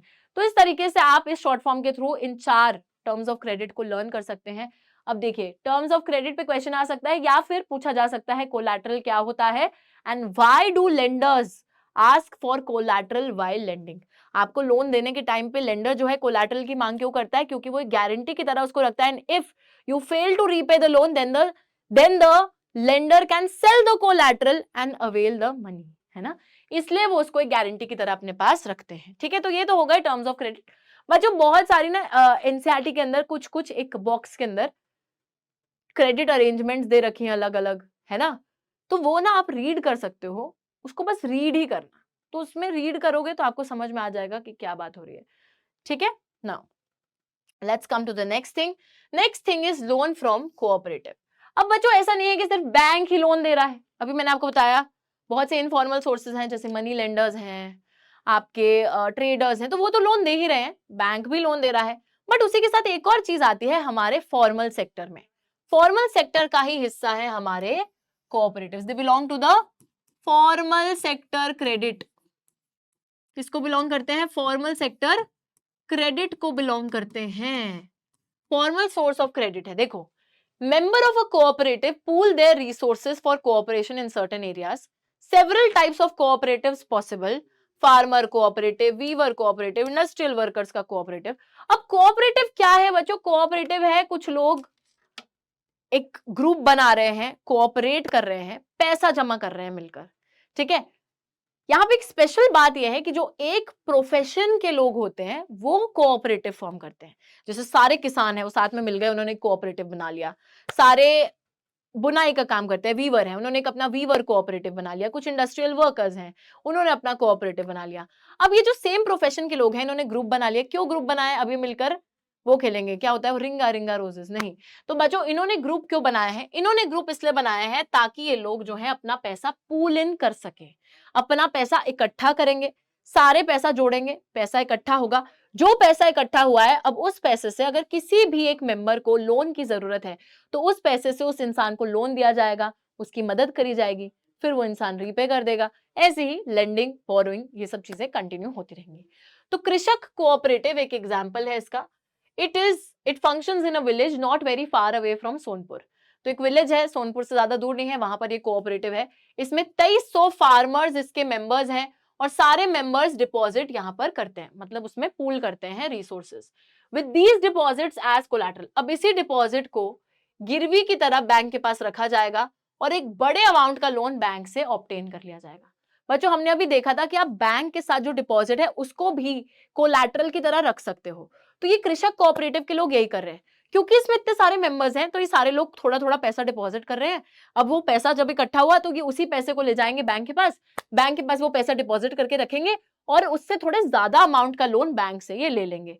अब ये जो लोन आया है, जो बड़ा लोन आया है, इसी फंड का ये इस्तेमाल करेंगे अपने मेंबर्स को लोन्स प्रोवाइड करने के लिए। किसी के घर में शादी है, सपोज किसी को अपने बिजनेस के लिए चाहिए, कुछ भी चाहिए, पैसा वो प्रोवाइड करेंगे। And once the loan are repaid another round of lending can take place. और एक बारी जब सभी लोग अपना लोन रीपे कर देंगे, वापस पैसा आ जाएगा, फिर से एक और लेंडिंग राउंड हो सकता है कि अब किसको पैसा चाहिए, ठीक है, नेक्स्ट टाइम, तो फिर से लेंडिंग हो सकती है। आई होप बात बिल्कुल क्लियर है। That is how a cooperative functions. सारे मेंबर्स डिपॉजिट करेंगे, डिपॉजिट इकट्ठा हुआ, बैंक के पास जाके गिरवी रख दो, गिरवी रखने के बाद बैंक आपको एक बड़े अमाउंट का लोन देगा। उसी लोन का जो पैसा है, उसी फंड्स को बैंक के, मतलब जो हमारे कोऑपरेटिव के मेंबर्स हैं, उनको लोन देने में यूज करोगे, फिर वो रीपे करेंगे, फिर से लेंडिंग होगी, ठीक है, ओके। नाउ ये बात बिल्कुल क्लियर है बच्चों। ये ना banks and cooperatives, they both are a part of the formal sector credit. जब मैं फॉर्मल सेक्टर क्रेडिट की बात करती हूं कि क्रेडिट लेना, क्रेडिट यानी कि लोन लेना, है ना, लोन आप ले रहे हो एक फॉर्मल सेक्टर से जहां चीजें ऑर्गेनाइज हैं। तो इस फॉर्मल सेक्टर के अंदर आपकी दो चीजें आ रही हैं, एक आपके बैंक्स आ रहे हैं और एक आपके कोऑपरेटिव्स आ रहे हैं, ठीक है जी, ये बात बिल्कुल क्लियर है। याद रखिएगा, फॉर्मल सेक्टर क्रेडिट में बैंक्स और कोऑपरेटिव्स आते हैं। Now what are the differences between formal and informal sources of credit, अभी देखेंगे। लेकिन उसी से पहले एक और चीज देखते हैं, सोर्सेज ऑफ क्रेडिट पर 1000 of rural households in India in 2012। 2012 का डेटा है और इस 2012 के डेटा के हिसाब से बताया जा रहा है कि जो ग्रामीण क्षेत्र के लोग हैं, रूरल हाउसहोल्ड्स हैं, वो कहां से क्रेडिट यानी कि कहां से लोन ज्यादातर लेते हैं। तो आप लोग देख सकते हैं सबसे ज्यादा यहां पर लोन लिया जा रहा है 33% फ्रॉम द मनी लेंडर। और मनी लेंडर एक फॉर्मल सोर्स ऑफ क्रेडिट नहीं है, ये एक इनफॉर्मल सोर्स ऑफ क्रेडिट है। इनफॉर्मल क्रेडिट, आईसी लिखूंगी, ठीक है, आईसी यानी कि इनफॉर्मल क्रेडिट है। उसी के साथ नेक्स्ट नंबर पे हमारे कोऑपरेटिव्स भी आ रहे हैं, कमर्शियल बैंक, जो कि 25-25% है। ज्यादा लोग नहीं ले रहे यहां से क्रेडिट, सबसे ज्यादा मनी लेंडर से ले रहे हैं, ठीक है। उसके बाद कुछ रिलेटिव्स, फ्रेंड से भी ले रहे हैं, लैंडलॉर्ड से भी ले रहे हैं, ठीक है। तो ज्यादातर लोग बच्चों इनफॉर्मल सोर्सेज पर डिपेंडेंट है in the rural households in the rural areas. Now what is the difference? Formal sector की अगर मैं बात करूं, फॉर्मल सेक्टर इसलिए है क्योंकि यहां पर एक अथॉरिटी है, एक ऑर्गेनाइजेशन है, RBI, which is the Reserve Bank of India. Reserve Bank of India इस पे निगरानी रख रहा है, ठीक है। रिजर्व बैंक ऑफ इंडिया इस पूरे सेक्टर को सुपरवाइज कर रहा है, रेगुलेट कर रहा है the activities of the formal credit sources. लेकिन इनफॉर्मल सेक्टर के अंदर कोई भी ऐसी अथॉरिटी या ऑर्गेनाइजेशन नहीं है जो कि यहाँ पे नजर गड़ाए बैठी है। तो यहाँ पे कोई ऑर्गेनाइजेशन नहीं है जो कि हमारी क्रेडिट एक्टिविटीज को कंट्रोल कर रही है। उसी के साथ बच्चों फॉर्मल सेक्टर में क्योंकि आरबीआई ने चेक रख रखा है, इस वजह से जो रेट ऑफ इंटरेस्ट लोन पे चार्ज करा जाएगा वो एक मिनिमल रेट ऑफ इंटरेस्ट होगा। फॉर्मल सोर्सेज टिपिकली एक lower rate of interest charge करेंगे, बट क्योंकि इनफॉर्मल सेक्टर की एक्टिविटीज को कंट्रोल करने के लिए कोई भी नहीं है, तो यहाँ पे नाजायज तरीके से रेट ऑफ इंटरेस्ट को चार्ज करा जाएगा. They charge a higher rate of interest for the informal sources. No one can stop them from using unfair means to get their money back. तो हम लोग देखते हैं हायर रेट ऑफ इंटरेस्ट भी charge करेंगे informal sources, क्योंकि कोई भी इन्हें रेगुलेट करने के लिए नहीं है. प्लस अगर आप इनका पैसा नहीं चुकाओगे तो ये गलत तरीके का इस्तेमाल भी कर सकते हैं अपना पैसा वापस लेने के लिए, मारपीट कर सकते हैं, कुछ भी कर सकते हैं. ठीक है, तो वो चीज है. तो यहाँ पर आरबीआई रेगुलेट कर रहा है तभी लोअर रेट ऑफ इंटरेस्ट है. यहाँ पे कोई ऑर्गेनाइजेशन कंट्रोल नहीं कर रही, इसलिए हायर रेट ऑफ इंटरेस्ट है. प्लस अनफेयर तरीके हैं to get your money back. Now example में हम यहाँ पर, मैंने अभी अभी आपको बताया था कि यहाँ पर आपके एग्जाम्पल में आएगा, आपके बैंक्स आ जाएंगे, आपके कोऑपरेटिव्स आ जाएंगे. ठीक है, ये सब आ सकता है. वहीं पर अगर हम इनफॉर्मल सेक्टर की बात करें, इनफॉर्मल सेक्टर के अंदर क्या आएगा? इनफॉर्मल सेक्टर के अंदर आपके relatives, friends, trader, money lender, okay money lender, और अभी अभी मैं बताऊंगी SHGs, ये भी आपके इनफॉर्मल सोर्सेज में आते हैं एक्सेट्रा. ठीक है, SHGs की अभी बात करेंगे, सेल्फ हेल्प ग्रुप्स की, लेकिन SHGs इनफॉर्मल में आते हैं. All right, now let's talk about how the Reserve Bank of India controls और regulates the formal sector credit in India. Simple सी बात है, यहाँ पे क्वेश्चन बनेगा, जरा क्वेश्चन को प्यार से लिखते हैं ताकि सभी को क्वेश्चन समझ में आ सके. प्यार से कौन से कलर से लिखें? येलो, ऑरेंज, ये ठीक है. How the Reserve Bank of India control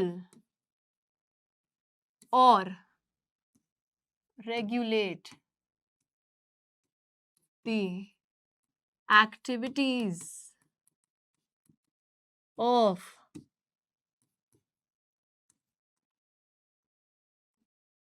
formal sector credit. Question समझ में आया बच्चों कि हमारा जो आरबीआई है वो कैसे हमारे फॉर्मल सेक्टर क्रेडिट की एक्टिविटीज को कंट्रोल और रेगुलेट करके रखता है. 3 पॉइंट्स हैं. फर्स्ट पॉइंट है, it actually monitors banks in maintaining the cash balance.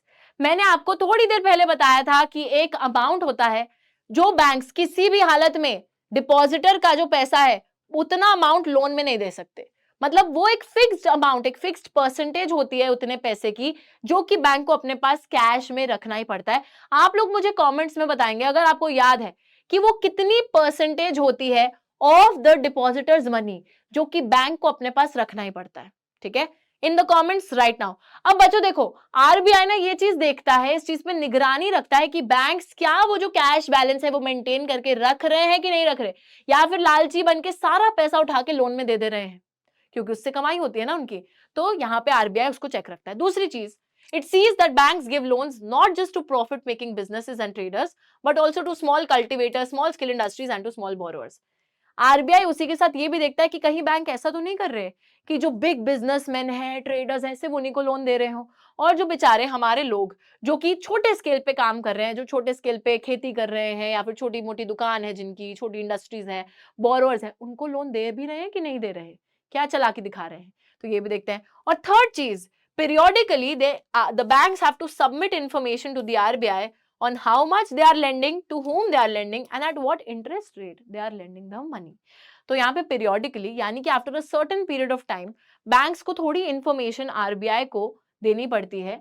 किस बारे में? इस बारे में कि वो किसको लोन दे रहे हैं, कितना लोन दे रहे हैं एंड कितने इंटरेस्ट रेट पे लोन दे रहे हैं, ताकि बच्चों बैंक्स गलत ना करें किसी के साथ भी. तो ये सारी जो इन्फॉर्मेशन है बैंक्स को सबमिट करनी है periodically to the RBI, and in these ways RBI is keeping a full control, या फिर आरबीआई ऐसे सुपरवाइज कर रहा है हमारे सारे फॉर्मल क्रेडिट सेक्टर को, फॉर्मल सेक्टर क्रेडिट को in India. Alright, I hope बात बिल्कुल क्लियर है. इंडिया में हो रहा है ये, ठीक है, और कहीं पे ऐसा नहीं है कि पूरे वर्ल्ड वाइड बैंक्स पे आरबीआई नजर रख के बैठा है. No, only in India. Now अब बच्चों बात आती है इनफॉर्मल सोर्सेज ऑफ क्रेडिट की। मैम, बैंक से ही क्यों लोन लेना है जब इतने सारे दूसरे लोग बैठे हैं लोन देने के लिए, जहां से लोन लेना आसान भी है। बैंक के पास तो हमें गिरवी रखनी पड़ती है, बैंक पे तो हमें बहुत से डॉक्यूमेंट्स भरने पड़ते हैं। तो इससे बेटर है ना कि हम मनी लेंडर ट्रेडर से लोन ले, खत्म करें काम, है ना। इनफॉर्मल सोर्सेज से लोन लेने में दिक्कत क्या है, सवाल उठता है कि नहीं उठता। बहुत बड़ी दिक्कतें हैं, चलिए देखते हैं क्या है वो दिक्कतें। Cost to the borrower is higher. Cost to the borrower is higher का मतलब है बच्चों की जो रेट ऑफ इंटरेस्ट चार्ज करा जाएगा यहाँ पे वो कई ज्यादा होगा देन द फॉर्मल सेक्टर। क्यों? क्योंकि यहाँ पे कोई भी आप पे पाबंदी लगाने के लिए नहीं है, यहाँ पे कोई भी आपको कंट्रोल या रेगुलेट करने के लिए नहीं है। तो आप किसी भी तरीके से जो मन में आए उस तरीके से एक रेट ऑफ इंटरेस्ट चार्ज कर सकते हो बोरोअर पे, जिसकी वजह से आपको लोन ऐसा थोड़ी है कि ले ही लेना है, उसको वापस भी तो देना है और ब्याज समेत वापस देना है। कैसे चुकाओगे इतना सारा ब्याज? दूसरी चीज ये होती है कि कभी कभी क्योंकि इतनी ज्यादा कॉस्ट ऑफ बोरोइंग है, it means larger part of the earning is used to repay the loan. अब हो सकता है मैंने ना लोन लिया, मैंने उससे प्रॉफिट कमाया कुछ 2-3 हजार का, लेकिन उस 2-3 हजार के प्रॉफिट में भी बहुत बड़ा उसका चंक, सपोज इंटरेस्ट रेट भरने में ही मेरे 1500-2000 चले गए, तो क्या ही बचा मेरे पास? 1000 रुपए। 3000 में से 1000 बच गए, बाकी सब रेट ऑफ इंटरेस्ट पे करने में चला गया। तो दिक्कत यही है, ठीक है, कि आपने अर्न भी अगर करा है लोन लेने के बाद तो आपकी अर्निंग का एक बहुत बड़ा हिस्सा वही रेट ऑफ इंटरेस्ट पे करने में चला जाएगा। साथ ही में कुछ केसेस में तो क्या होता है, ये जो हाई रेट ऑफ इंटरेस्ट है, it can also mean that the amount to be repaid is greater than the income also. कभी कभी हो सकता है कि कमाए 3000 ही है लेकिन ब्याज जो है सर पे वो 4000 का है, तो आपकी इनकम से भी ज्यादा हो सकता है कि आपको जो अमाउंट रीपे करना है। ठीक है, तो उस केस में तो हमें क्या करना पड़ेगा, हमें अपनी जेब से पैसा देना पड़ेगा। प्रॉफिट कुछ नहीं होगा, जेब से और पैसा देना पड़ेगा। This leads to increasing debt and debt trap, जैसे स्वप्ना के केस में हुआ था कि अगर आप लोन नहीं रीपे कर पाओगे, अगर इतना ज्यादा ब्याज के साथ आपको लोन रीपे करना है और किसी कारणवश अगर आप लोन नहीं रीपे कर पा रहे हैं तो आप पे कर्जा बढ़ेगा। वो कर्जा अगर बढ़ेगा तो आपको उस कर्जे को पूरा करने के लिए कहीं और से लोन लेना होगा, फिर आप वो करोगे, फिर आपके और सर पे कर्जा। तो इस तरीके से एक जगह से लोन, दूसरी जगह से लोन, तीसरी जगह से, चौथी जगह से पिछला पिछला चुकाने के लिए कर्जा जो है बढ़ता रहेगा और इंसान एक टाइम पे एक डेट ट्रैप में फंस जाएगा, यानी कि कर्जे के चंगुल में फंस जाएगा, जिससे निकलना या फिर recovery is very very painful. People who might wish to start an enterprise by borrowing also may not. किसी को अगर अपना कोई काम भी चालू करना है, वो इंसान भी रुक जाएगा कि भाई नहीं, मेरे को तो इसके लिए लोन लेना पड़ेगा और लोन को तो चुकाना ही बहुत मुश्किल है, इसलिए छोड़ो, मैं काम ही नहीं करूंगा, है ना। तो जो लोग चाहे भी कि वो कुछ काम करना चाहे, वो ही इस डर से रुक जाएंगे कि कहीं वो एक डेट ट्रैप में ना फंस जाए, कहीं उन्हें भारी नुकसान ना हो जाए, है ना। तो इसलिए वो पहले ही रुक जाएंगे। तो बच्चों इसलिए इनफॉर्मल सेक्टर से लोन लेना नॉट रेकमेंडेड।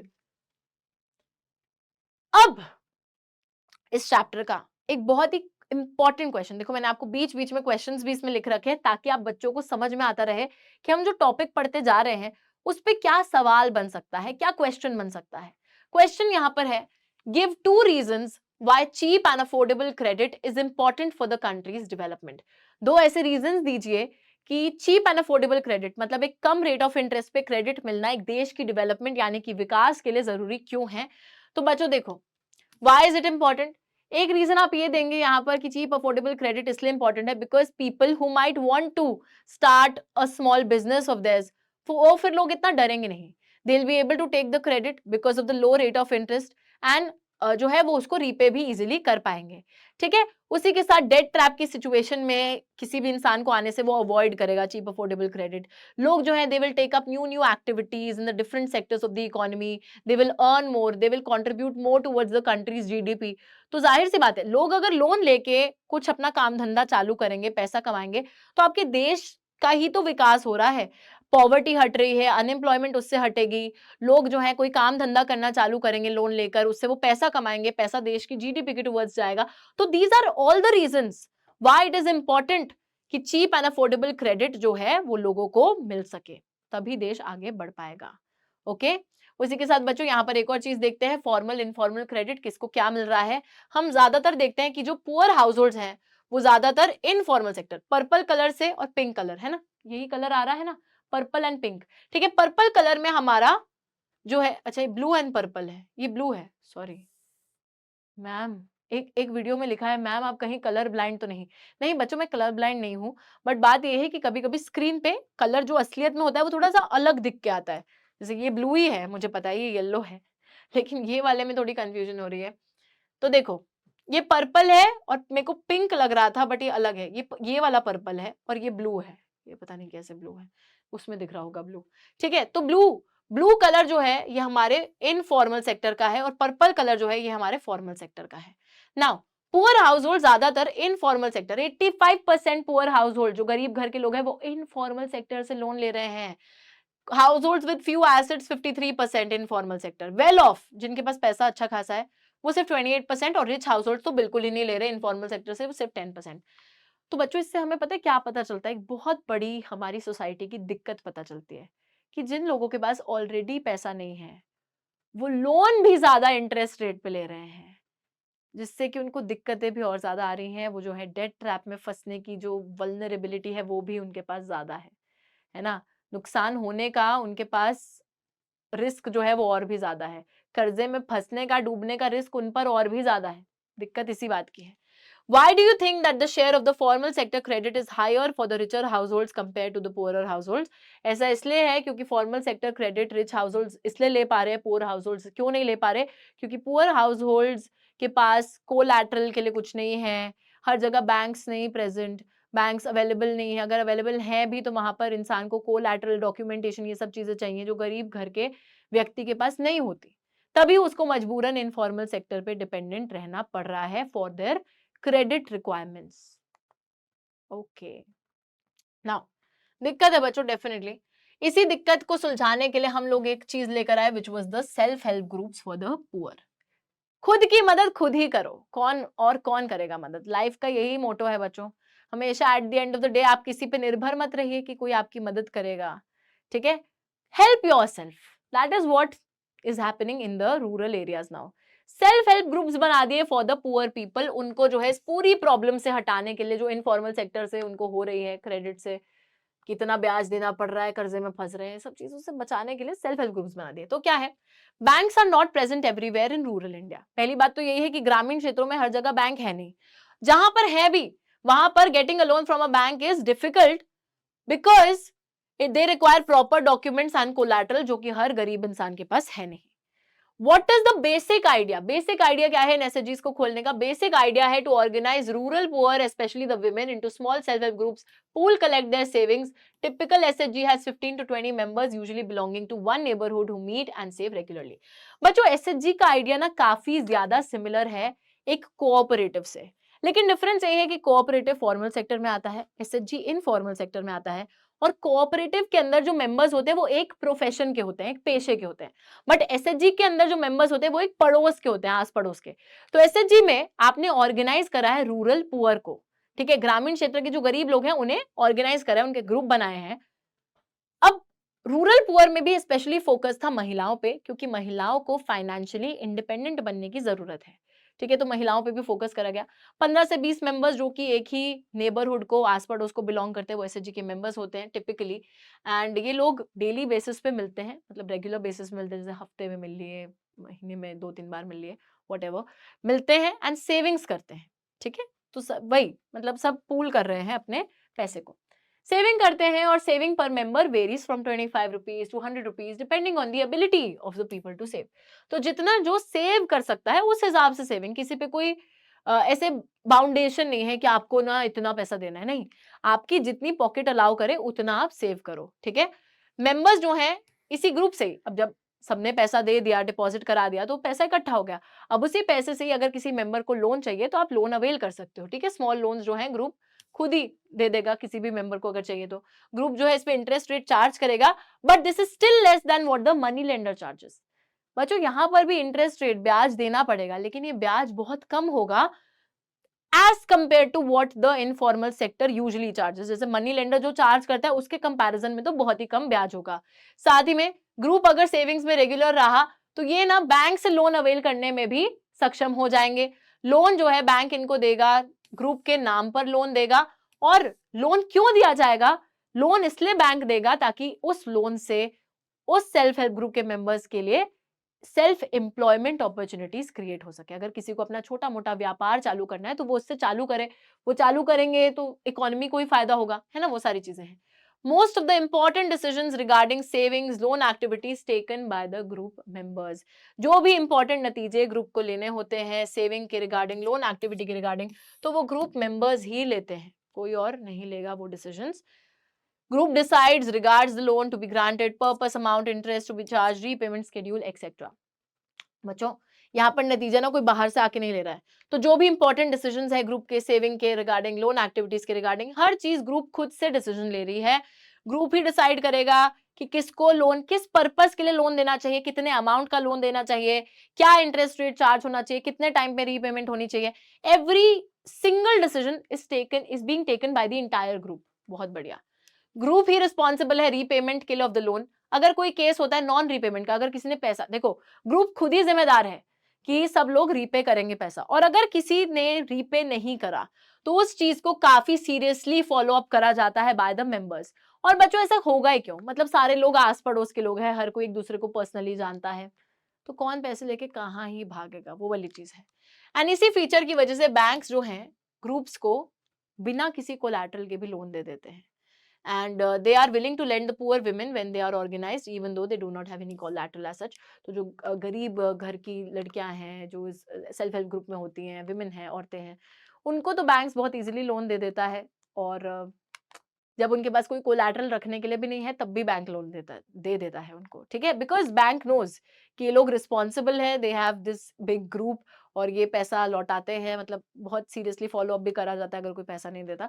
तो इसी फीचर की वजह से बैंक भी इनको लोन विदाउट एनी कोलैटरल भी देने को तैयार रहते हैं। एंड इसका एक बहुत अच्छा एग्जाम्पल है ग्रामीण बैंक ऑफ बांग्लादेश, जिसकी हम पहले बात कर लेते हैं फिर आगे चलेंगे। ग्रामीण बैंक ऑफ बांग्लादेश भी एक एसएचजी है जो biggest success stories in reaching the poor to meet their credit needs at a reasonable rates. 1970s में चालू करा गया था एक स्मॉल प्रोजेक्ट की तरह। In October 2014 has over 8.63 million members in about 8.63 million members हैं इसके 81,390 विलेजेस में spread across Bangladesh. All of the borrowers are women, almost all, मतलब मैक्सिमम महिलाएं हैं इसमें। Borrowers belong to the poorest sections of the society, जो कि सबसे गरीब घरों को बिलोंग करती हैं। These borrowers have proved that not only are poor women reliable borrowers, but they can start and run variety of small income generating activities successfully। तो इसकी मदद से बहुत सी महिलाएं जो है उन्होंने अपने छोटे मोटे काम भी चालू करे हैं, फाइनेंशियली वो सेल्फ डिपेंडेंट बनी है, हम बोल सकते हैं उनके अंदर वो एक कॉन्फिडेंस भी जनरेट हुआ है। और उसी के साथ हमें ये भी पता चला है कि जो पुअर विमेन है वो काफी रिलायबल बोरोअर भी है, मतलब अगर आप उन्हें पैसा दे रहे हो तो वो पैसा लौटा भी रही हैं। If credit can be made available to the poor people on terms and conditions that are appropriate and reasonable, these millions of small people with their millions of small pursuits can add up to create the biggest development wonder। तो एक बहुत अच्छी बात है जो professor Mohammad Yunus ने बोली है, जो कि ग्रामीण बैंक के फाउंडर थे और इनको 2006 में नोबेल पीस प्राइज भी मिला था बच्चों। बहुत अच्छी चीज है। वो कह रहे हैं कि अगर गरीब लोगों को अप्रोप्रिएट टर्म्स एंड कंडीशंस पे लोन मिलता है तो इनके जो छोटे छोटे ड्रीम्स हैं वो पूरा कर सकते हैं उस पैसे से, और डेवलपमेंट हो सकती है ना, बहुत ज्यादा डेवलपमेंट हो सकती है, गरीबी भी हट सकती है। तो बहुत अच्छी चीज बोली है। साथ ही में अगर सेल्फ हेल्प ग्रुप की एडवांटेजेस की बात करें, फायदे की बात करें, तो ये सारे फायदे हैं कि लैक ऑफ कोलैटरल की प्रॉब्लम से लोग निकले हैं, जिसके पास गिरवी रखने को कुछ नहीं है तो वो आराम से एसएचजी से लोन ले सकता है, क्योंकि यहाँ पे आपको गिरवी कुछ भी नहीं रखना है। उसी के साथ रीजनेबल इंटरेस्ट रेट, बहुत ही कम interest rate as compare to the informal sector आपको यहाँ पे देना पड़ता है। महिलाएं जो है फाइनेंशियली सेल्फ रिलायंट बनी है, आर्थिक रूप में फाइनेंसेस के मामले में सेल्फ रिलायंट है, किसी पे डिपेंडेंट नहीं रही क्योंकि वो इसका मेंबर बनी है। रेगुलर मीटिंग्स जब ग्रुप की होती है तो वो एक तरीके से एक सोशल प्लेटफॉर्म भी आपको देता है बहुत से इश्यूज को डिस्कस करने के लिए, ठीक है, जैसे कि हेल्थ के इश्यूज है, न्यूट्रिशन के इश्यूज है, रूरल एरियाज में डोमेस्टिक वायलेंस अगर किसी के साथ हो रही है, तो ऐसे जो मुद्दे हैं उन पर भी जब आप रेगुलरली मिलते हो तो बातचीत होगी और ऐसे मुद्दों पर भी आप फिर डील कर सकते हो उनके साथ, ठीक है। तो एक प्लेटफॉर्म भी है जहाँ पे रेगुलर मीटिंग्स अगर होंगी तो people can discuss a variety of social issues also. तो ये सारी एडवांटेजेस हैं बच्चों एसएचजीज की। बहुत अच्छी कोशिश है, बहुत अच्छी पहल है, जिसके थ्रू हमारे गरीब क्षेत्र के सबसे ignored rural poor regions of the world, वहां पर लोगों को, वर्ल्ड नहीं ऑफ इंडिया, ठीक है, तो उनको क्या है एक तरीके से फाइनेंशियली सेल्फ रिलायंट बनाने की कोशिश करी जा रही है, कम रेट ऑफ इंटरेस्ट पे लोन्स प्रोवाइड करने की कोशिश करी जा रही है। इससे गरीबी भी हटेगी, इससे जो है लोग फाइनेंशियली सेल्फ रिलायंट भी बनेंगे और उन्हें किसी भी मनी लेंडर ट्रेडर पे डिपेंडेंट भी नहीं रहना पड़ेगा अपनी क्रेडिट नीड्स को फुलफिल करने के लिए। ठीक है, तो इसी के साथ हमारा चैप्टर हो गया है कंप्लीट और आई होप कि आप बच्चों को बहुत ही प्यारा लगा होगा ये चैप्टर। बच्चों, ये चैप्टर काफी आसान है। अगर आपको फिर से इस चैप्टर को रिवाइज करना है तो मैं बोलूंगी स्टार्टिंग से वीडियो को 2x पे चला के फिर से देख लीजिए, क्योंकि इस क्लास में आई थिंक कोई भी ऐसी चीज नहीं है जो हमने क्लियर नहीं करी है और ये चैप्टर सभी को समझ में तो जरूर आ गया है। तो इसी बात पे बच्चों कर दीजिए वीडियो को like and I will see you guys in the next class with a new chapter. तब तक के लिए this is your SST educator Ujjwala Punj signing off for the day. Bye bye, take care, Tata.